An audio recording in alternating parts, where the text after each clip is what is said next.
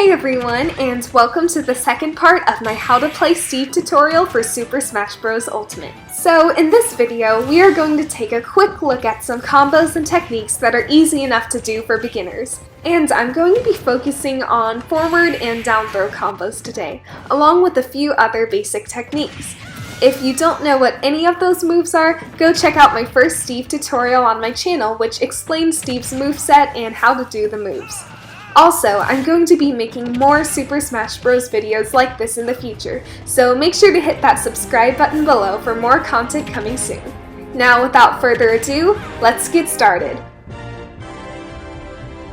First are the down throw combos and techniques, which are probably my favorites. A simple combo to do is a down throw, then hold A to use jab and keep hitting your opponent repeatedly. You can then add on to this, like down throw, jab, then use the pickaxe, which is Steve's forward air. Catch your opponent at the end of the pickaxe swing to spike them downwards. A really good strategy is to use the blocks so that you can stand on them and get a stronger attack. The down throw is an anvil that does a lot of damage, but if you don't have iron, then there won't be an anvil, so the attack will be weaker. At first this sounds bad, but it allows you to do a combo with Steve's flint and steel attack, which actually does more damage. If you hit your opponent off the edge and they're at high damage, you can drop an anvil on them to launch them. You can also do this to opponents with bad recovery.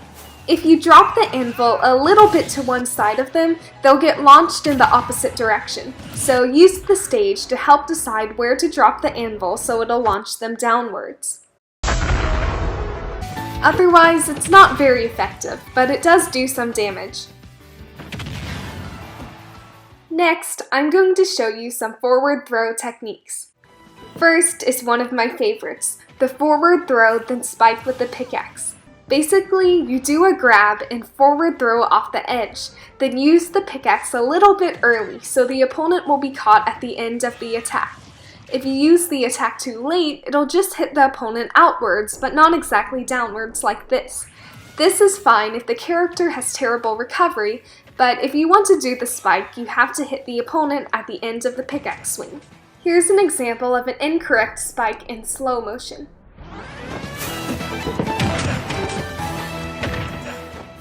You can also do a forward throw, then use blocks to keep the opponent from recovering.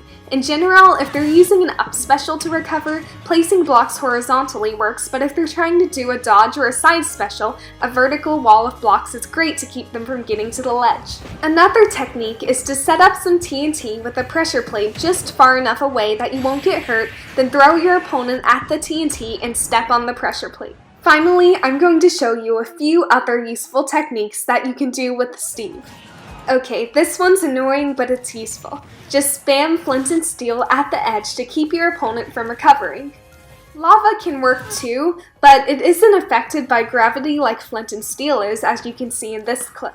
If your opponent is like over 60-70 damage, wait until they're standing near the edge, then send a minecart at them to quickly KO them. Some fighters with great recovery can survive this, but most cannot. You can also juggle your opponent in the air with Steve's up tilt. Much like his jab attack, you can hold down A to do this repeatedly. Okay, so that's about all for this video. I really hope you enjoyed this and that you learned some new things. If you did, please make sure to like and subscribe to my channel for more videos coming soon. Also, if you have any requests or suggestions for future videos, please feel free to post those in the comments below and I'll respond to you quickly. Thank you so much for watching, and see you next time!